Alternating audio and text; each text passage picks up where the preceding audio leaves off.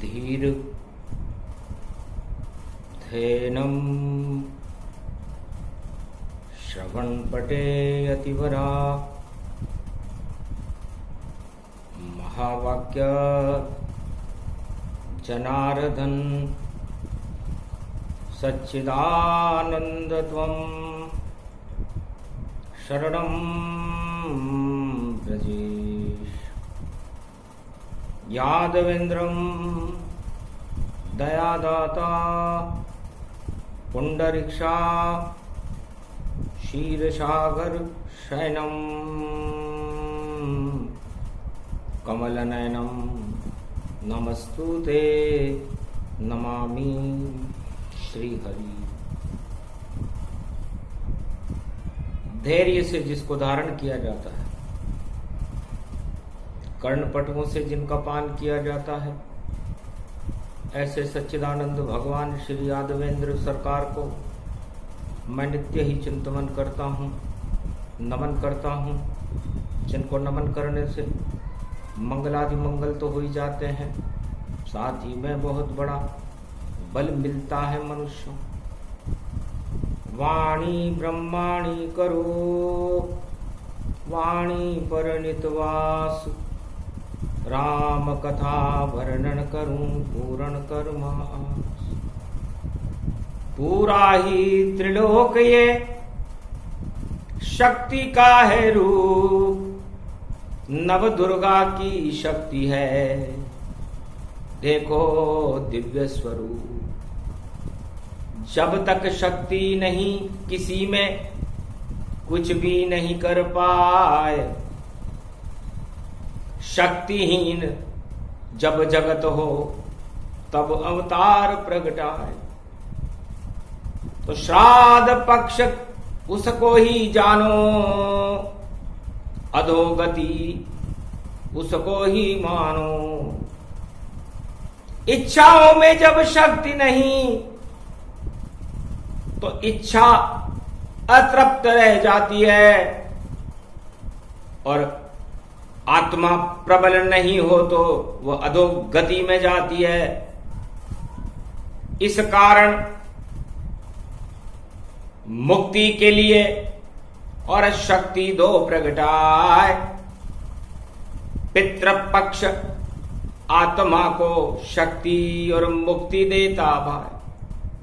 पितरों को शक्ति और मुक्ति श्राद्ध पक्ष में ईश्वर कृपा से मिलती है, और आत्मा की शक्ति परमात्मा है। और आत्मा की मृत्यु भोग है। मरण बिंदु पाते न जीवन बिंदु धारणा।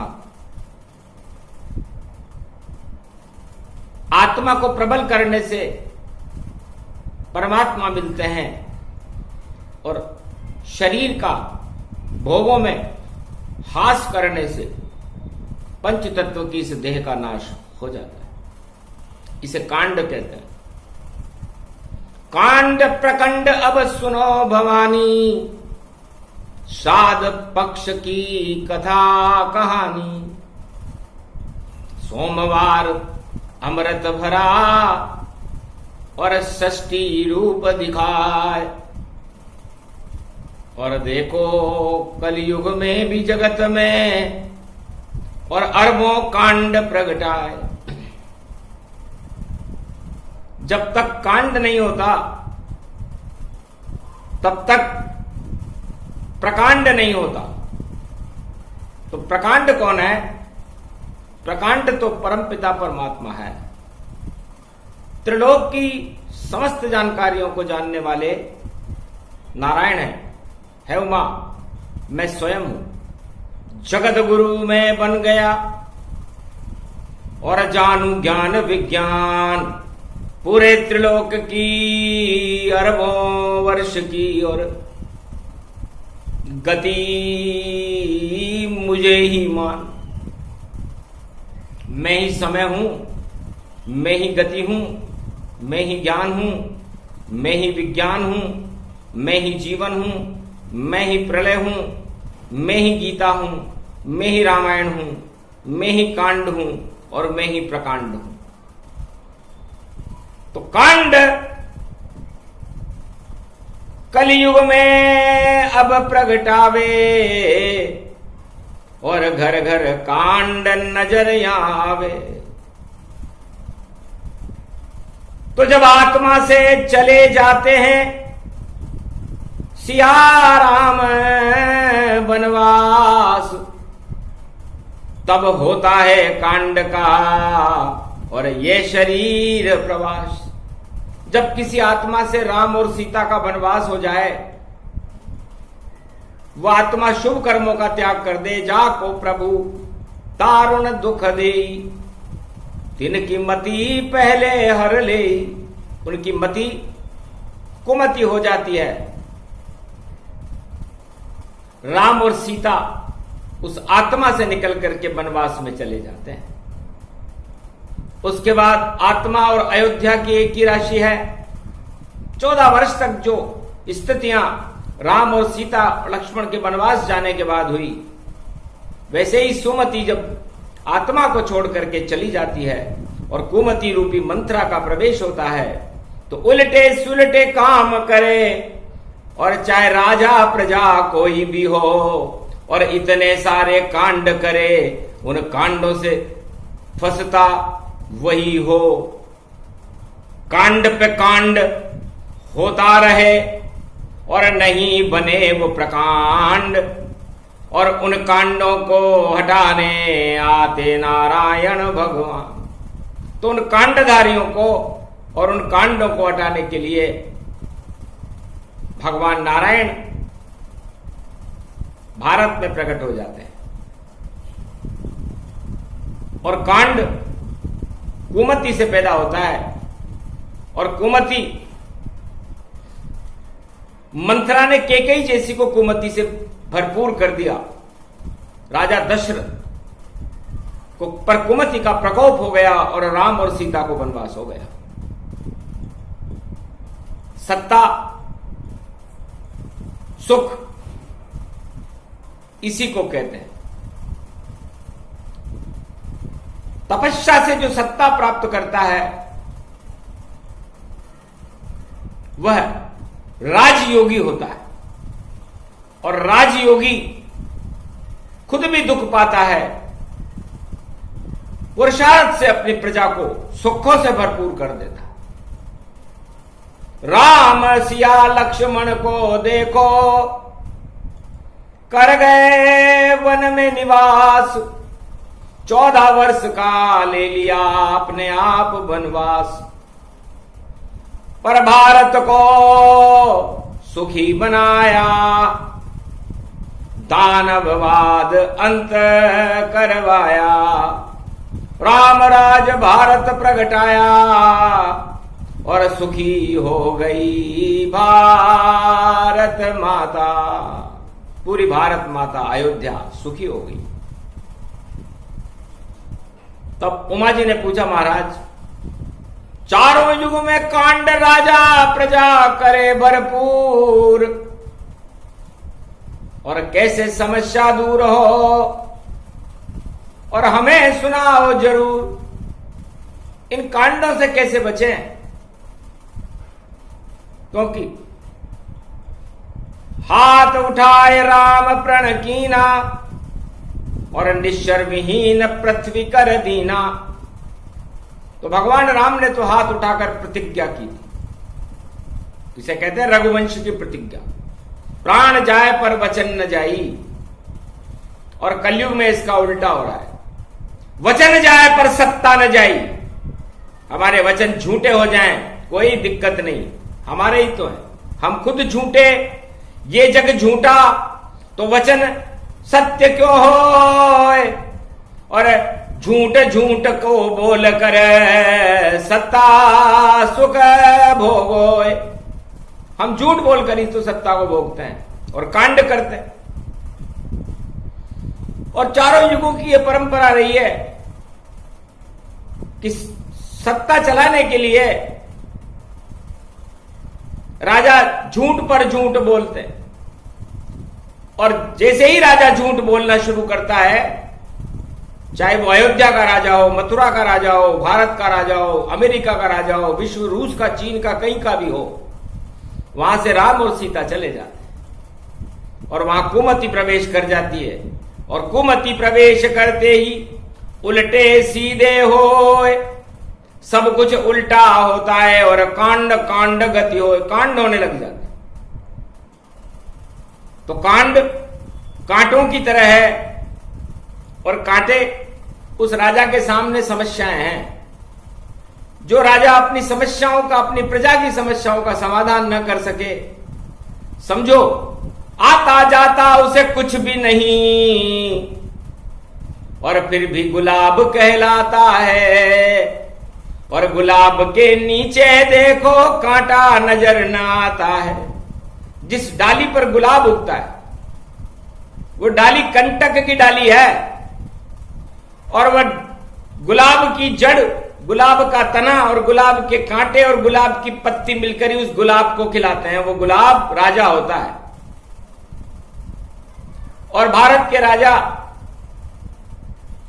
जगन्नाथ हैं उड़ीसा में। जगत पसारे हाथ और जगन्नाथ के भाग, और वहां पर गुलाबी तूफान आया हुआ है, और भगवान जगन्नाथ उस गुलाबी तूफान को, उस तूफान के कांटों को हटाने में सक्षम है। बालन बाका होएगा, क्योंकि बने गुलाब भगवान, और उड़ीसा में फैलेगी देखो कृपा महान। तो जगन्नाथ की कृपा हो, नहीं तूफान कुछ पाए, अपने आप ही नष्ट हो, नहीं बिगाड़ का छुपाए। तो जहां पर कृपा प्रभु की होई, वहां पर कृपा करे सब कोई। तो ये गुलाबी तूफान भारत की प्रजा का, उड़ीसा, आंध्र प्रदेश और बंगाल की प्रजा का कुछ भी बिगाड़ नहीं कर पाया। यह भगवान शंकर ने दिव्य दृष्टि से घोषणा की। लेकिन गुलाब की स्थिति देख लो। जो भी राजा विश्व में कहीं सत्ता पर होए और कांटों की डाली पे खिलता, वही राजा होए। कांटों की डाली पर खिलता है वो गुलाब है। इसलिए गुलाब को घमंड बहुत आता कि खुशबू मेरी फैल रही, पर जड़ और डंडी टूट जाए तो धड़ धड़ सत्ता नीचे गिरे। सूख जाए सब पंखुरी, मुरझा जाए सब फूल, और मिट्टी में मिल जाता है और मिल जाता है धूल। तो यही सत्ता सुख मानिए और कांटे प्रजा समान, और उन कांटों को हटाइए और सभी राज बलवान। जितने भी बलवान राजा हैं उनको प्रजा रूपी डाली के कांटों को हटाना चाहिए। उनकी समस्याओं का कर दो समाधान। वो राजा बहुत प्रबल बल है, और बाकी जितने राजा कलयुग में सारे ही छल है। तो छल से छलने आ गए बावन को भगवान, और इंद्रलोक जाने वाले को और पहुंचा दिया पाताल। राजा बलि ने छल किया तो नारायण ने भी छल कर लिया, और राजा बलि को पाताल का राजा बनना पड़ा, इंद्रलोक का नहीं बन पाया। तो ये सारे राजा इस समय प्रजा को छलने के लिए तैयारी करते हैं, और प्रजा उनको छलने की तैयारी करती है। तो छलन छलन छलनी लगे, छलनी छलनी होए, और छलनी सबसे बड़ी है, छान दे सब।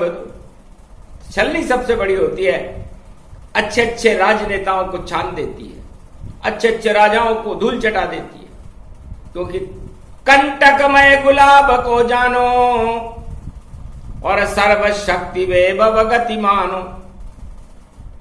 तब का महाराज इन कांटों में खुशबू कैसे पैदा करें, इन कांटों को सुखी कैसे करें। प्रजा सूख कर कांटा हो गई और राजा बना गुलाब, और देखो उसके चेहरे पर और आया हुआ शबाब।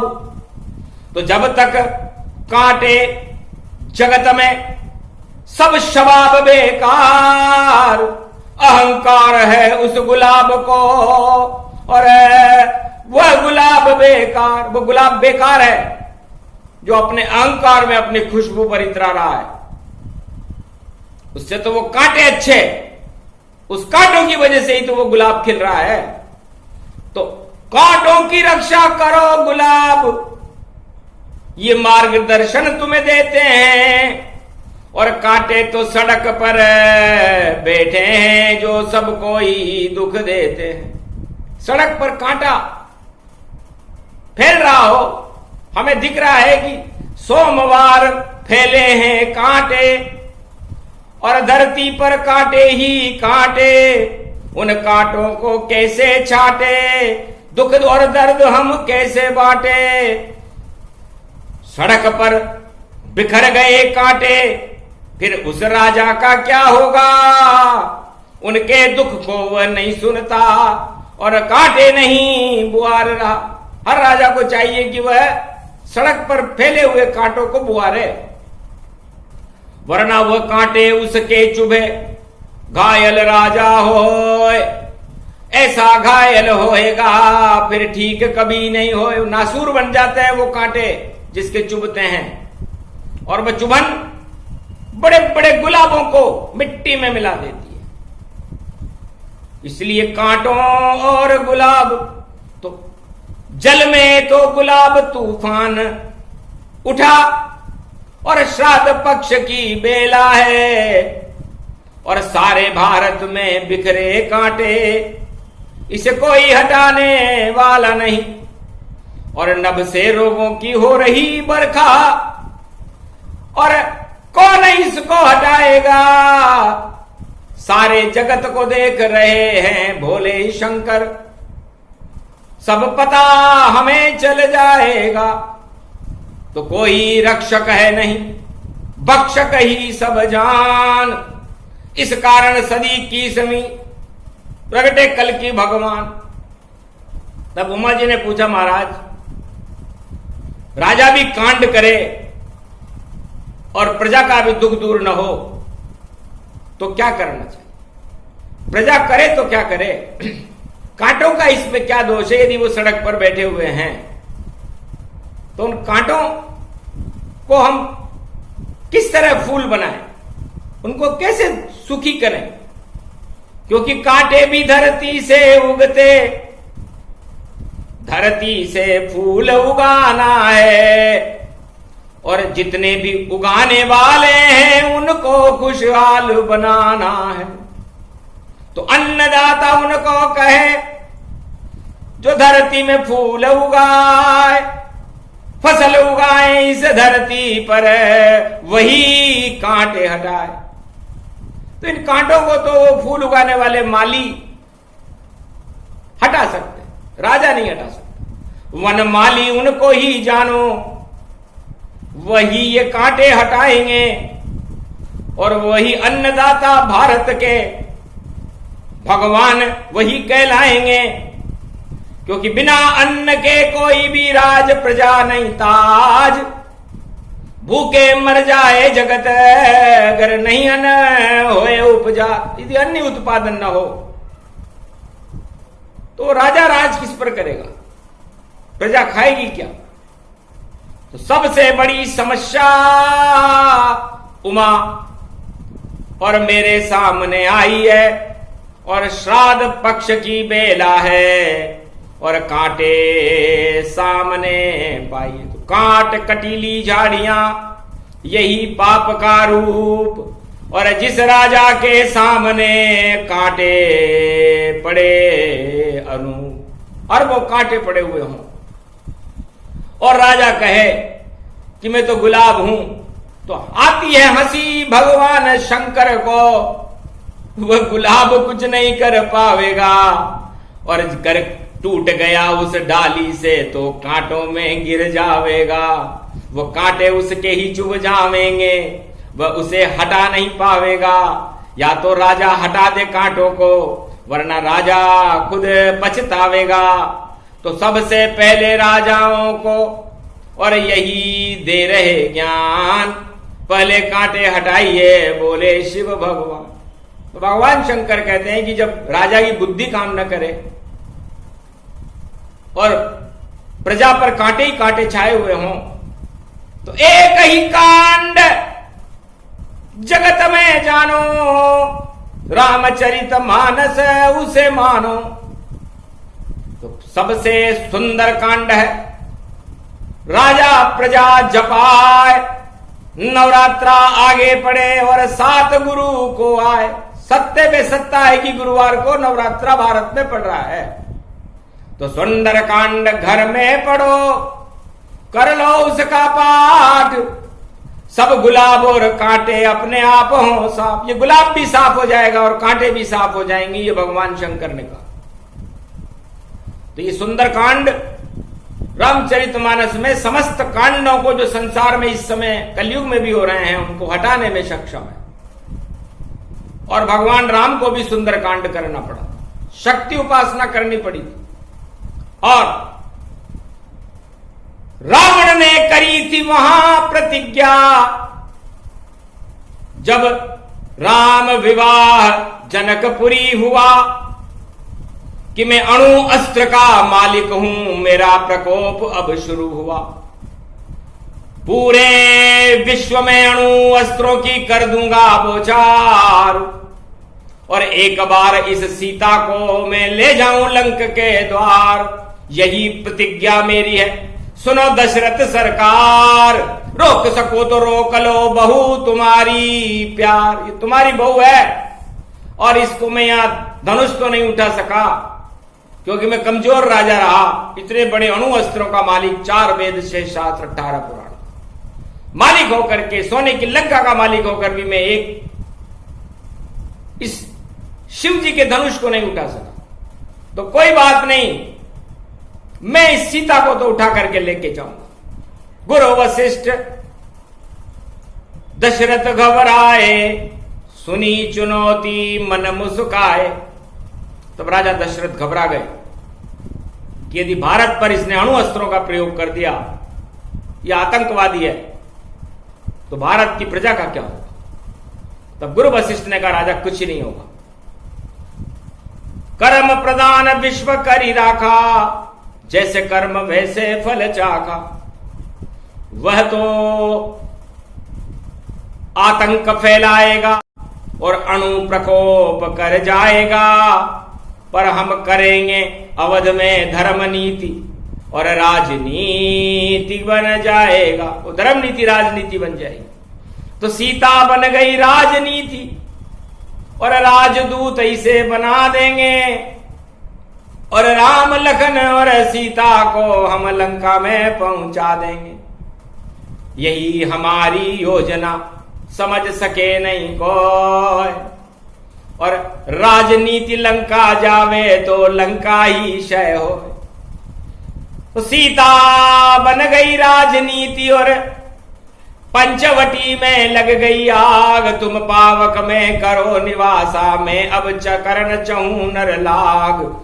नरलीला में करना चाहूं, सीता इसे करो स्वीकार। अग्नि में तुम अब समा जाओ और माया की हो जाओ तैयार। आग लगा दो उस लंका में, आएगा रावण सरकार। यहाँ भिखारी बन कर आवे और उठाए तुमको आर। चुपचाप चली जाना तुम और बैठ अशोक वाटिका जाए। राजनीति में आग लगेगी और ऐसी आग नहीं बुझ पाए। सारी लंका जल जाएगी, सवलक नाती वहां जल जाए। अणु अस्त्र सब धरे रहेंगे, ऐसी योजना है ये माय। रामचंद्र लक्ष्मण सीता ने और किया भारत में त्याग, और राजनीति सीता बनी और लंका लग गई आग। ये थी राजनीति। तो सुंदर कांड करे जो कोई, और वहां प्रकोप कोई नहीं होई, अणु प्रकोप नहीं होता है। और मृत्यु जीवन प्रगटाए, मरे हुए आदमी को भी सुना दो सुंदरकांड तो जीवन जीवित हो जाता है। इसका प्रकोप और इसका प्रयोग बादशाह अकबर के गाय के ऊपर तुलसीदास जी ने किया था। तुलसीदास को अकबर ने और जोधाबाई ने लिया बुलाए, गाय हमारी मर गई तुलसी इसको जिंदा कर दो जाए। तब हंसने लगे तुलसीदास भी और रामचरितमानस ले आए, सुंदर कांड अकबर को दे दिया, जोधाबाई पढ़ो तुम माए। घर ये सुंदर कांड पढ़ो और जल का छींटा दे दो ताय, मरी गाय जिंदा हो जावे और ऐसी शक्ति इसमें पाए। बजरंग बली बजरंग बली, मेरी नाव चली मेरी नाव चली, तूफान गुलाबी हटा देना और जितने कांटे बिखरे सड़कों पर जो खड़े हैं कुछ मांगने को, उनको भरपूर समर्थन दे देना। जो चाहे अन्नदाता भारत के उनकी झोली तुम भर देना, जैसी उनकी इच्छा हो अनुमान पूरी तुम कर देना। बजरंग बली बजरंग बली। इतना सा ही पाठ था। शांतम शाश्वतम अप्रमेयम नघम निर्माण शांति प्रदम ब्रह्मा शंभु फणीन्द्र सेव्य मनीषम वेदांत वेद्यम विभुम रामाख्यम जगदीश्वरम सुरगुरुम माया मनुष्यम हरि, वंदे अहम करुणाकरम रघुवरम भूपाल चूड़ामणि, नान्या स्पृहा रघुपते हृदय स्मदीये सत्यम बदामी च भवान किलांतरात्मा, भक्ति प्रेच रघुपुंगव निर्भरा में कामादि दोष रहितम कुरुमान संचराम दूतम अतुलित बलधाम हेम शैलाभ देहि, धनुजमन कृशानु ज्ञानी नाम अग्रगण्यम सकल पुण्यदान वानराणाम अधीश रघुपत प्रिय भक्तवात जात नमामि जामवंत वचन सुहाय। गाय जिंदा अकबर हो जाए। तुलसीदास जी ने जल का छींटा देते ही गाय जिंदा हो गई। तुलसीदास जी ने कहा ये सुंदर कांड है राजा, तुमने तो बहुत कांड किए और कलयुग के सारे राजा कांड करेंगे चाहे किसी भी दल का हो, और ये सुंदर कांड को हटा देता है। इसलिए नवरात्रा में समस्त भारतवासियों को इन कांडों को हटाने के लिए सुंदर कांड घर घर में कर देना चाहिए। ये शिव की प्रेरणा, भारतवासियों को हो जाना तैयार, सारे कांड हो जाएंगे अपने आप बेकार। राजा करे या प्रजा करे या करे कोई धनवान, सारे कांड हट जाएंगे बोले शिव भगवान। सारे कांडों को हटाने के लिए चारों युगों में एक ही वस्तु है, वह है सुंदर कांड। इसीलिए तो रामचरितमानस में इसे लिखा गया है। 5वां कांड है, पंचमी है आज, इस कारण सुंदर बनाया है और श्राद्ध पक्ष में जीवन मुक्त सब आत्माओं को करवाया है। और जितने कांटे पड़े सड़क पर खड़े हुए अन्नदाता, उनकी झोली भर जाएगी बोले भाग्य विधाता। ये तो सुंदर कांड है, बगल दबा लोता है, जोर जोर से पाठ करो तो जो चाहो मिल जाए। 1.25 लाख गायें हो गई थी राजा अकबर के, जो इस्लाम धर्म का राजा था। गाय से तो उसे चिढ़ थी, लेकिन जोधाबाई की वजह से गाय पालनी पड़ती थी और 1.25 लाख गाय कर दी। ये था सुंदरकांड और ये प्रत्यक्ष प्रमाण है। तुलसीदास जी को बादशाह अकबर ने राष्ट्रीय पंडित की उपाधि से आभूषित किया था और रामचरितमानस संवत 1600 के मध्य में भारत का राष्ट्रीय ग्रंथ थी। उसके बाद कश्मीरी पंडितों को जलन होने की वजह से उस बादशाह अकबर के जाने के बाद इसको समुद्र में डुबो दिया गया, गंगा जमुना में फेंक दिया गया। तो रामचरितमानस कभी जलती गलती नाय, ये तो पूरी ही रहे नहीं विराम ये। इसलिए रामचरितमानस का समापन नहीं होता। भगवान शंकर कहते हैं उमा जी 1.25 करोड़ रामायण मुझे कंठस्थ है और आगे भी कंठस्थ रहेगी मेरे को। जिस युग में जैसी चाहे वैसी दूं प्रगटाए, झर झर झर झर बरसा बरसे और तूफान कुछ नहीं कर पाए। तो ये कांडों के जो तूफान उठ रहे हैं, राजा उनको हटाने में सक्षम नहीं है, तो अब सुंदर कांड लाते हैं हम और सारे भारत को सुनाएंगे और 7 तारीख गुरुवार से नवरात्रा में आएंगे। तो सारे भारत का हो भला और सारे कांड हट जाए। जो भी करेगा कांड वो खुद ही चलता बन जाए, चलता बनेगा वो। इसलिए कांड छोड़ो, प्रकांड बनो और राम सिया को बुलवाना। घर घर में बुलवा लो राम सिया, ये चंडी चक्र अब चलाना। तो भारत में निश्चित होएगा। देखो कल की अवतार, सारे कांटे हटा दे और वही बड़ी सरकार। तो 21वीं शताब्दी की बड़ी सरकार कल की सरकार है, जो समस्त विश्व के कलंकों को हटाने के लिए, सारे कांडों को हटाने के लिए भगवान नारायण ने कहा आप जाओ, अब ज्यादा कांड करे सब कोई, उन्हें हटा दो अब प्रगट होई। इसलिए प्रगट हो, जल्दी जाओ और जाओ कल की भगवान, भारत का कल्याण करो और भारत बने महान। इस कारण ये कांड प्रसंग था। सूक्ष्म दिया सुनाए, अन्नदाता की जीत होएगी, बोले शिव मुस्काए। काटे नहीं वो फूल उगावे, उनकी शक्ति शिव प्रगटावे। शक्ति उनको मिल गई जैसे मिली थी गाय, गाय और बैल बछड़ा सब अन्नदाता प्रगटा। इसलिए गाय बैल बछड़ा ये सब हमारे वाहन है नंदी। तो गाय और बैल से हमें बहुत प्रेम है। और तुलसीदास जी के कहते ही हमने उसकी गाय को जिंदा कर दिया। जोधाबाई हंसने लगी, सारे राजाओं में सन्नाटा मच गया। बादशाह अकबर चकाचौंध दिखा गया कि पंडित पंडित एक है, नाम है तुलसीदास। सुंदरकांड के पहले श्लोक में ही और सत्य का किया प्रकाश। तो सत्य का प्रकाश होता है और तुलसीदास जी ने दिल्ली के दरबार में राजा बादशाह अकबर के दरबार में करके बताया। सारे कांड धरे रह गए थे, नवरत्न चकाचौंध दिखा रहे थे। अकबर, बीरबल, तानसेन और बड़े बड़े थे रत्न, और सारे बेकार हो गए थे वहां पे उनके जतन। तो जतन किया तुलसीदास जी ने और सुना दिया सुंदर कांड। उसके बाद भारत में फैल गई तुलसीदास जी की शान। रामचरितमानस का किया वहां गुंजार। सबसे बड़ा दरबार था वह दिल्ली दरबार। तो दिल्ली दरबार में जो भी बैठे उसे रामचरितमानस और सुंदरकांड का पाठ करके अपने घमंड को उसके नीचे रख देना चाहिए, तब तो उसकी सत्ता चले। अन्यथा वो घमंड चले ज्यादा नहीं, थोड़ी दूर चल पाए। रावण लंका से बाहर नहीं निकल पाया और देखो वहीं मर जाए। तो रावण लंका में ही मर गया था। इतना अस्त्र शत्रु, इतनी मूछे तानी उसने, इतनी चुनौतियां दी। और गुरु वशिष्ठ और दशरथ की रणनीति के आगे फेल हो गया, जो क्योंकि भगवान राम, लक्ष्मण और सीता ने वहां पर सुंदरकांड कर दिया था। सुंदरकांड में ही लंका में आग लगी थी। सुंदरकांड में भी विभीषण भगवान राम की शरणागत हुआ था। और सुंदरकांड में अशोक वाटिका से सीता जी से मिलने रावण गया था। तृणधर ओट कहट वेदेही। तो ये सुंदरकांड बड़ा बड़ा महत्वपूर्ण है और मन, जीव और आत्मा का इसमें मिलन होता है। इसलिए नवरात्रा में 9 दिन तक आप सुंदरकांड का पाठ भारत में करो, आपके ठाट उड़ेंगे, सभी मनोकामनाएं पूरी होंगी, अकाल मृत्यु टल जाएगी और भगवान की कृपा भारत पर होने लग जाएगी। बोलो जय श्री राम, जय रामचरितमानस तुलसीदास भगवान की जय, सुंदरकांड महाशक्ति की जय।